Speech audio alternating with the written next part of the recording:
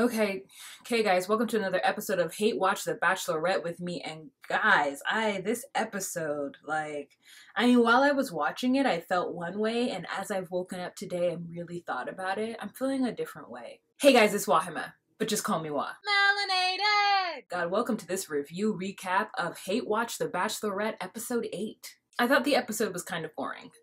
That being said, there were some highlights and there were some lowlights. All right, let's jump right into it. Hometowns. This is my very first hometowns. Actually, no, this is not my very first hometowns. I actually saw a little bit of The Bachelor last season where the dude went home to see the girl with the lips in the blonde hair, Corinne, the one who's in the drama with Bachelor in Paradise, which I kind of want to watch Bachelor in Paradise now that I see that it's coming back. I didn't really want to watch it, but maybe I will just because I'll be bored in between. I don't know, girl. Let me know if you guys are going to watch Bachelor in Paradise and if you want. I don't even know what it would be about. What is it about? I don't know. Okay, the very first hometown was with Eric.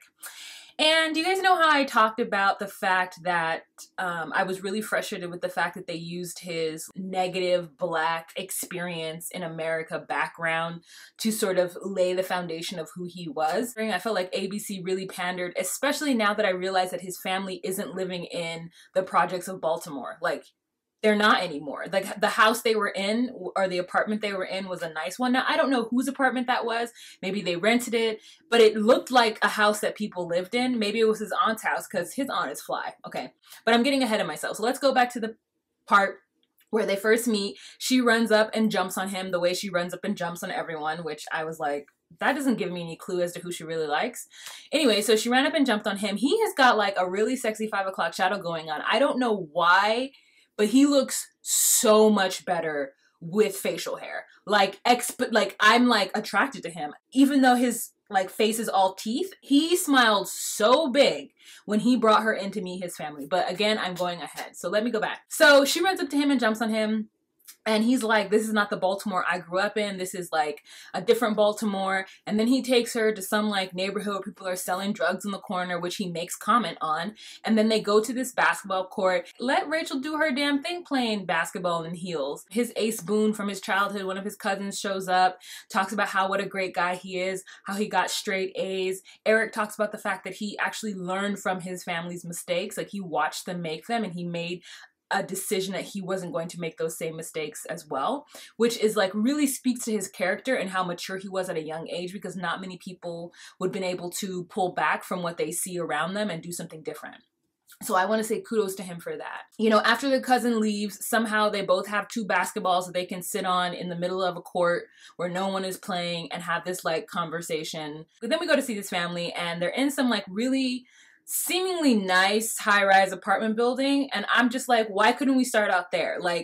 I get about you talking about where you grew up, but I don't necessarily know how important it was for us to really know about it and see it and drive it home and talk about, oh, they're selling drugs over there. I just really feel like it's ABC trying to make some commentary about a Black kid who pulled himself up by the bootstraps, almost as though ABC is trying to let other Black people out there know that you can change too. You can turn around your family. And it's we don't need that story. We already know that you can do that. Let that be somebody else's narrative from now on. I don't want to see that anymore with Black people, because we all know that that is not true and that has become our stereotype, and it just is annoying to me. Eric's auntie, her and his entire family was just so loving and accepting of her. Even when they were hey, hey, hey, they started dancing and talking. And I expected his family to be so ghetto because of the way they set it up. And they weren't.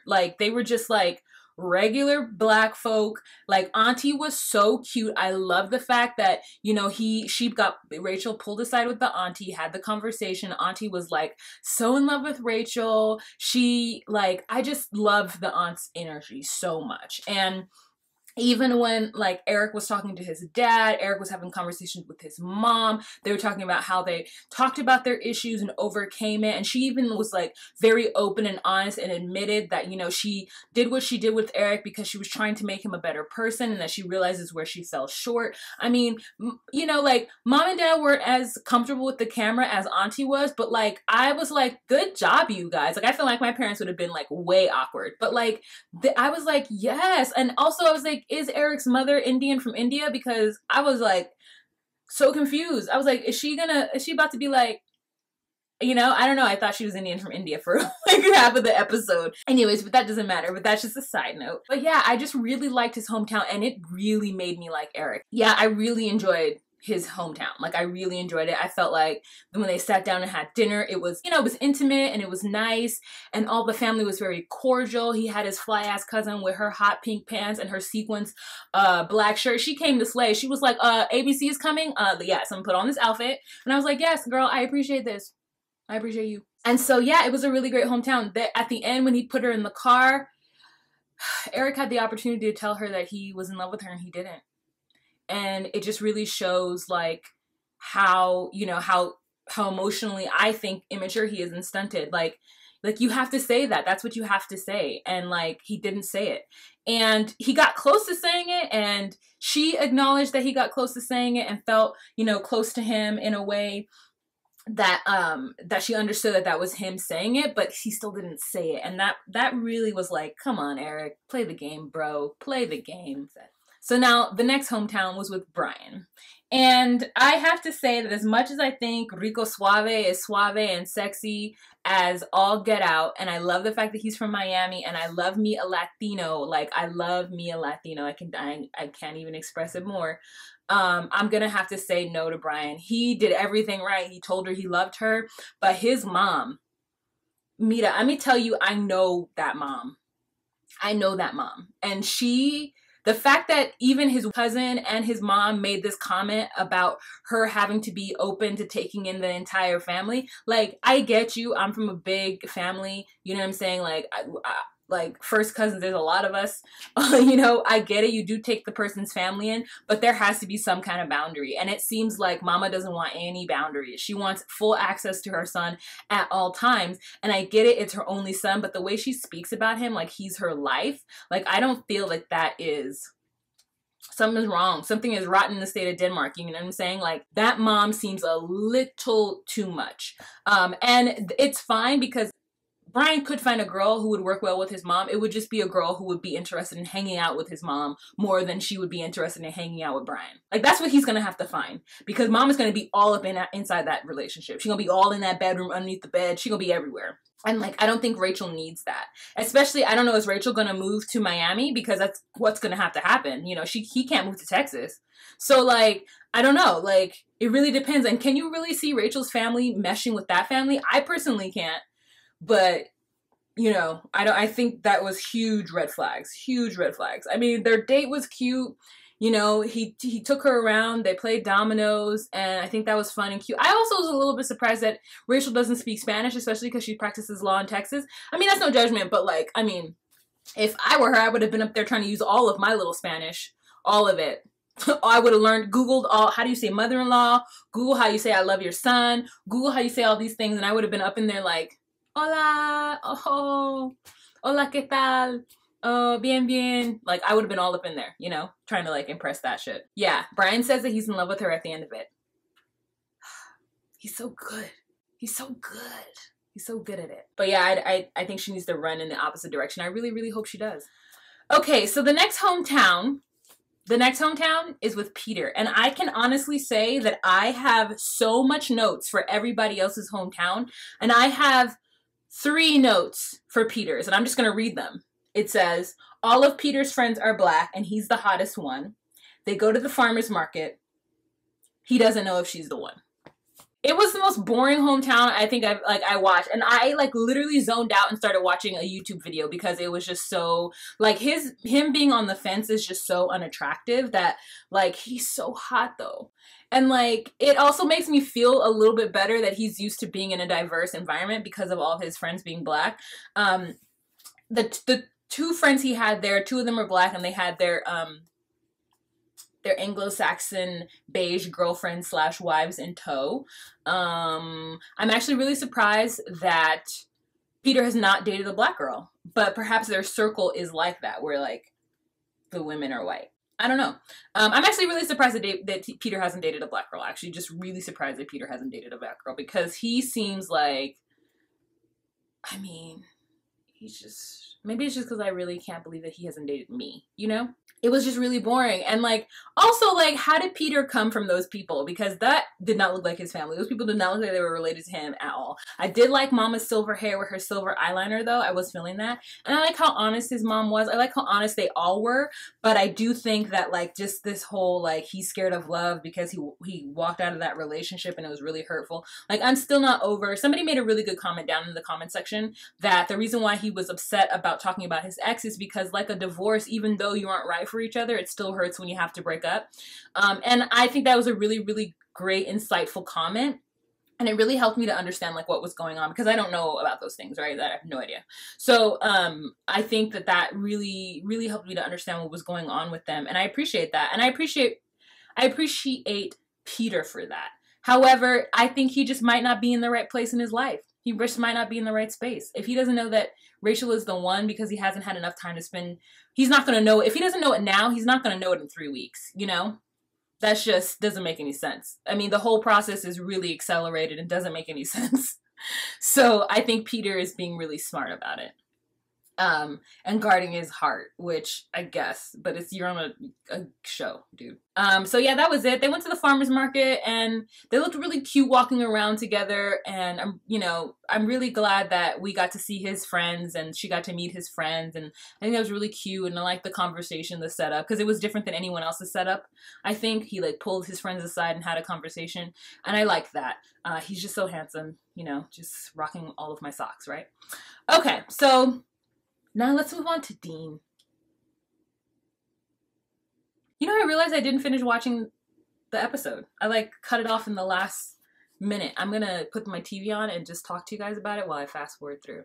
Aspen, Colorado, which is not at all what I expected it to look like. I think of Aspen, I think of skiing, and it was a lot of farms. Rachel was just walking around that farm, staring off into the distance, thinking, pondering amongst the smelly horses.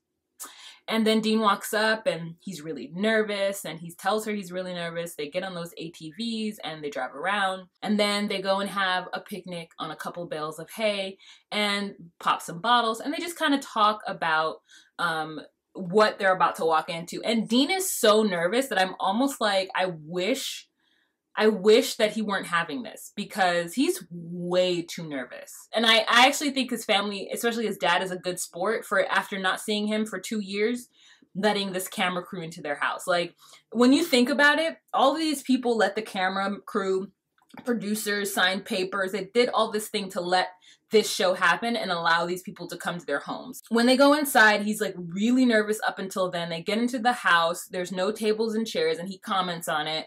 And that's when the awkwardness starts. And his dad is in like this purple, like I Dream a Genie outfit. His wife is sitting next to him and he like cooks food and it's like this, like, looks like, I don't know, some kind of vegetable melange. When they were laying down on the floor and Dean's dad says, okay, so they get to Dean's dad's house and they're laying down on the floor to like listen to some gong music to like get, like he plays the gong to like I guess align the chakras and get them all like spiritually calm. But somebody had dirty feet and I just don't get it how you have dirty, like how do you put your shoes on with dirty feet? How do you walk around a house that has dirty floors? Like dirty feet is like the worst thing to me. And they don't really talk up to his brother. They do talk to his sister. Like Rachel pulls his sister aside and has a conversation. And his sister breaks down and talks about how strong Dean was. Because you guys remember, Dean is the baby of the family and the mother died when he was 15. And he feels like his entire family abandoned him. He feels like his sister went in one direction, his brother went in the other direction, his dad went in the other direction. And like, that is something that can definitely happen in a family when the glue is the one who passes away. So it seems like having the camera crew and all this stuff in the house was Dean's father's way of remedying or fixing or starting to bridge the gap. Inviting them into his home, being so open with them. And even when Dean tries to call him out initially, he does say, he acknowledges the fact that he didn't do a good job when it comes to it because he didn't know what to do. And the person who did all those things is the one who passed away. And that all he knew he had to do in life was to work and provide. And he couldn't be that extra thing. But after some soul searching and getting his new religion, like he feels like he's finally come to peace with it. But I think the piece that's missing and that the father doesn't understand is that the 15-year-old boy, Dean, is what's in pain. And he needs to appease to that 15-year-old boy. He can't just say to the man, Dean, yeah, I was wrong. He needs to talk and hug the 15-year-old boy whom he abandoned. And I don't think that having that conversation in front of a crew was wise. I think that Dean needed to man up and have that conversation before this even happened. And he didn't because he didn't want to, because he's a hurt child. And that all makes sense. So it's a lot of wrongs on either side, because I think that Dean, while he does have, I think, the trump card being the child that had this happen to him, but as the adult, Dean needs to step in and be like, this is my father's apology. This is where he is in this moment. Several other conversations need to be had, and they need to be had without the camera crew here, right? I think that that's what happened. And like, even when like after his dad got up and walked out, like Rachel tries to have a conversation with the dad sits down and looks over to his right and sees the camera, and he's just like, I can't do this. Like, and he's even being very cordial, because you could tell he's upset. He could start yelling and telling everybody to get the hell off his property, but he isn't. He's like, I really hope that whatever it is that you guys are doing here, and I really wish the best for you. He's trying to be something, and he just isn't there yet. And Rachel understands that. I mean, it's got to be the most awkward effing situation of her entire life. I mean, for me, it would be so awkward, just so awkward. And then like she goes into the house to like say something to Dean, and then they're just laying on the ground. Dad is trying to get back into his house and go about his business, and they're just laying around on the ground.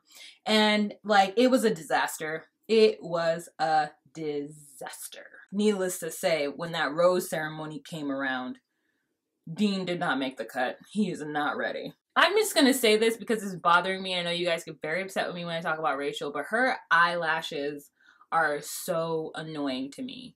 Like, I don't understand why they don't get her some Lena lashes and have it be like thinner and like not as long and not as thick and like put together. It's like, it's just, I mean, I have so many examples of eyelashes that I think would look so much better on her that it angers me. And I feel like, who is this?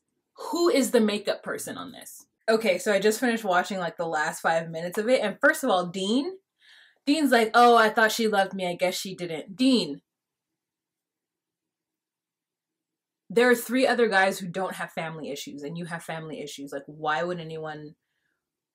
This shows how young he is. So even like to think that anyone who had choices would walk into that family situation. But I guess it is like, you know, it's in the moment. Like, he's probably, once he has the time to sit back and reflect and understand that once he takes that tight-ass suit off, that he's going to see that maybe it blocks some circulation to his blood, and he actually remembered what happened at his hometown. So understand why she had to walk away from that. He's way too young and immature. Like, that whole situation was bananas. Also, didn't you notice that Eric looks more like his aunt than he does any of his parents? So it seems like next episode, ABC is gonna fly her entire family out to Spain. I hope that's what they do.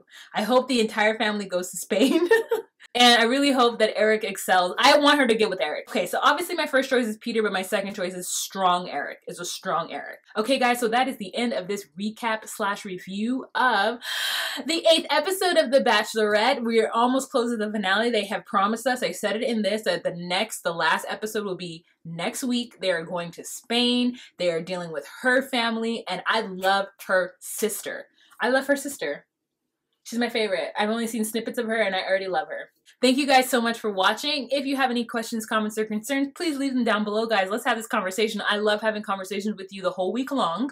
So, you know, get the fingers to typing. Let us talk about what's going to happen. Maybe I'll do live next week. Girl, who has the time? We'll see about it, though. We'll see about it. If I could find, like, an East Coast live feed, then that would be ideal. If you like what I do here on this channel, you know, the links will be down below for you to click on if you want to. If you have any questions about the pillows that I'm using in this video, that will be down below as well. And just a disclaimer, I want you guys to know that I did buy these pillows with my own coin, and I'm promoting it because I love these ladies and I want people to get their shit. This is so cute, right? Don't you want this? And there's other colors and stuff. So go on ahead and check it out. It'll be down below. And that's it. You guys have a fantastic week, and I'll talk to you later. Bye.